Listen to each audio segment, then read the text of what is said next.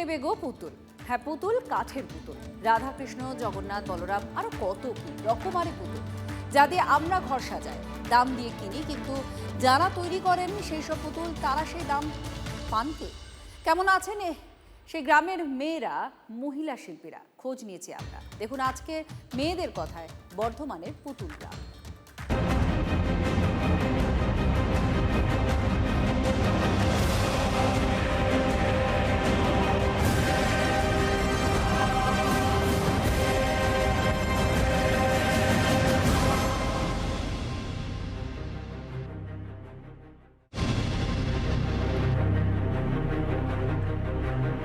সরকারি সাহায্য দেবে, তাহলে আর ভাবনা থাকে না। নয়, এইসব কাজের প্রচার সেভাবে অতটা নেই, তাই কোনো সাহায্য পাই না।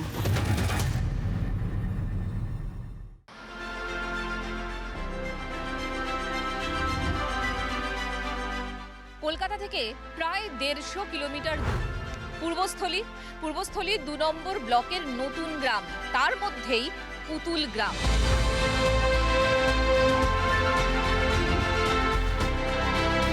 আমার আশেপাশে এখানে দেখতে পাচ্ছেন প্রচুর গাছের কাঠ রয়েছে কাটা।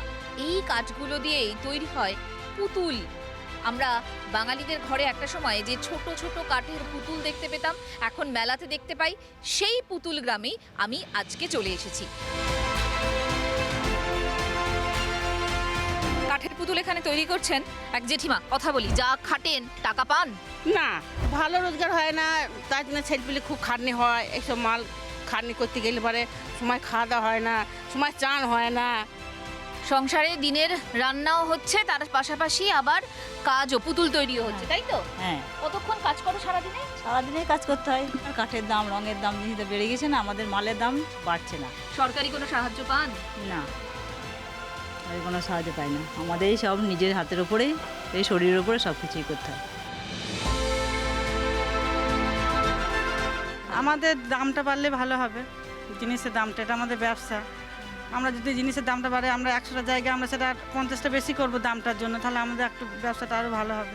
মানে বেশি দাম বলে কেউ নেবে না, বলছে না নেবো না, আমি এটা তো গিয়ে সাজিয়ে রাখবো, এটা তো অন্য কোনো জিনিস না। ছোট্ট একটা গ্রাম, 40টা পরিবার এখানে থাকে একসঙ্গে, আর এরাই সেই কবে থেকে, আদিকাল থেকে এই কাঠের পুতুল তৈরি করছে। এখানে আমি আরও একজনের সাথে একটু কথা বলি। আচ্ছা, কি মনে হয় যে মানে এই যে যেরকম ভাবে কাজ করছো, যত পরিশ্রম, সেই পরিশ্রমের উপযুক্ত দাম কি পাও তোমরা? বলতে গেলে সেরকম দাম আমরা পাই না এই কাঠের কাজে। আমাদের এখন এটা হস্তশিল্প ব্যবসা, আমাদের সরকারি অনুদান সেভাবে দেয় না, শুধু সরকারি মেলাটা পাওয়া যায়। মানে আমাদের যে সেভাবে সাহায্য করা, যে শিল্পীর পাশে দাঁড়ানো, সেভাবে আমরা অনুদানটা পাই না। তো এখন হচ্ছে বিক্রি, কিন্তু সেই পর্যায়ে আমরা লাভ পাচ্ছি না। যেমন কাঠের দাম, যে দামে আমরা কিনছি, আমাদের আয়টা, রঙের দাম বেশি, সব দাম বেশি, আয়টা মানে ব্যয়টা বেশি হচ্ছে, আয়টা আমাদের কম হয়ে যাচ্ছে। সব কাজের জন্য আমাদের যদি একটু বাইরে পাঠানো হয়, এইসব কাজের প্রচার সেভাবে অতটা নেই। এই শিল্পটা কি মনে হচ্ছে আস্তে আস্তে হারিয়ে যাচ্ছে? হ্যাঁ, এটা অনেক হারিয়ে যাচ্ছে, কারণ এই কাজটা আর কোথাও হয় না, শুধু আমাদের এই গ্রামটাতেই হয়। আর ধীরে ধীরে এখনকার বাচ্চারা যে এটার কাজটা কেউ আর করতে চাইছে না।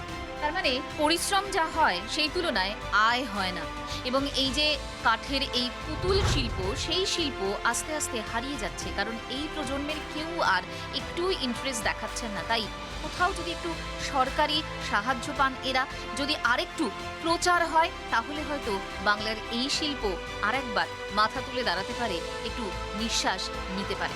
আজকের মতো মেয়েদের কথা এখানেই শেষ করলাম। ক্যামেরায় সুমিত দাসের সঙ্গে মঞ্জিরা দত্ত। আবার দেখা হবে অন্য কোনোখানে, অন্য কোনো মেয়েদের সঙ্গে।